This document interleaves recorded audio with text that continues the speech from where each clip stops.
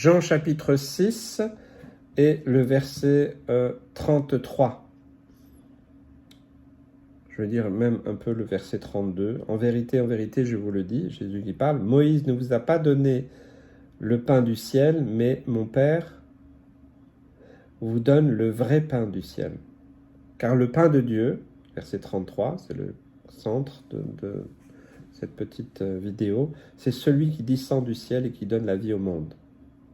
Et bien sûr, voilà, un pain qui descend du ciel, c'est formidable ça. Ben, on en veut, voilà, verset 34, donne-nous toujours de ce pain. Plus besoin d'aller travailler, plus besoin d'avoir de l'argent. Le pain tombe, vous sortez tous les matins avec une corbeille, et puis le pain, et puis le reste, tout ce que vous avez besoin, ça descend. C'est ce qu'ont vécu les Hébreux dans le désert. Mais ils ont fini quand même par râler. Hein. Et je pense que nous, en tant que Français, je pense que si on avait vécu ça, on râlerait aussi. Hein. Parce que c'est comme ça, c'est dans notre nature. Et Jésus, encore une fois, il approche l'enseignement toujours par une leçon très, très pratique, très, très simple à comprendre. Donc, comme il parle du pain qui est venu du ciel, après il dit c'est celui qui descend du ciel, qui donne la vie au monde. Bon, on a quand même, nous, les pistes de qui il s'agissait, hein. Mais il veut les conduire dans cet enseignement à reconnaître quelque chose de particulier.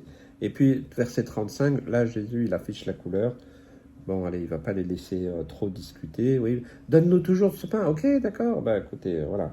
Je suis le pain de vie. Jésus l'affirme.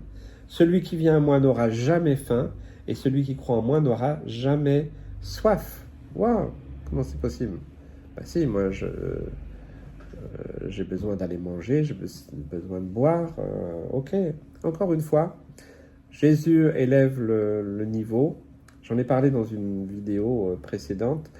Que Jésus a déjà dit à ses disciples que j'ai une nourriture à manger que vous ne connaissez pas. Hein? C'était de faire la volonté de Dieu. Et bien là, la nourriture qui est descendue, c'est Jésus, bien sûr. Jésus qui est lui le pain de vie. Hein? D'ailleurs, il est né où? À Bethléem, la maison du pain. Hein? La maison du pain, la maison qui pourvoit au pain. Donc Jésus a pourvu au pain céleste, celle qui nous nourrit. On n'aura pas besoin de manger d'autres nourritures, d'autres religions, d'autres enseignements en dehors de ceux de la parole de Dieu. En plus, comme lui, c'est le pain de vie, et il est écrit aussi qu'il y a des sources d'eau qui sortent de son sein. Donc on n'a plus besoin non plus d'aller s'abreuver dans tout autre endroit. Vous voyez, il pourvoit à cette nourriture spirituelle. Jésus a pourvu pour notre nourriture spirituelle. Et ça, c'est extraordinaire. Et il a voulu enseigner ça à ses disciples parce que ça allait avoir une importance capitale pour la suite. Mais c'est aussi important pour nous. Alors, en dehors du fait que, oui, le Seigneur sait qu'on a besoin de manger et de boire, hein, ça rejoint chercher d'abord le royaume de Dieu et sa justice, et toutes choses vous seront données en plus. Ça, ouais, le Seigneur sait qu'on en a besoin, donc il va pourvoir pour cela. Mais la nourriture spirituelle, céleste, c'est Jésus, pour nous nourrir de Jésus, de sa parole, de ce qu'il nous a enseigné, de ce qu'il nous a laissé comme témoignage, comme exemple. C'est une nourriture pour nous, une nourriture qui nourrit l'âme, qui nourrit vraiment notre vie, notre cœur, qui nous permet d'avancer avec le Seigneur. Et puis aussi, eh bien, quand on a besoin de se désaltérer, eh bien, Jésus est la source. Parce que vous savez, il y a beaucoup de sources sur cette terre, mais des mauvaises sources, des sources qui sont mauvaises et qui ensuite laissent un mauvais goût dans la bouche et dans le ventre. Et nous avons besoin de nous désaltérer auprès du Seigneur. Nous avons ensuite, bien sûr, l'image de ce que Jésus a déjà dit, verset 38, « Je suis descendu du ciel, non pas faire pour ma volonté, mais la volonté de ce qui m'a envoyé. » Encore une fois, la soumission à sa volonté.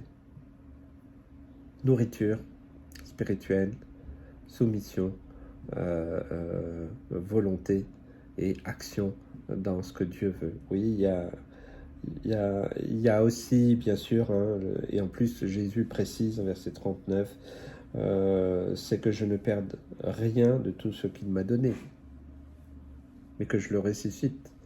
Donc ça rejoint la parole de Dieu qui veut que tout homme soit sauvé, tout homme, toute femme soit sauvé. Prions, moi je prie souvent pour chaque habitant de cette planète, prions.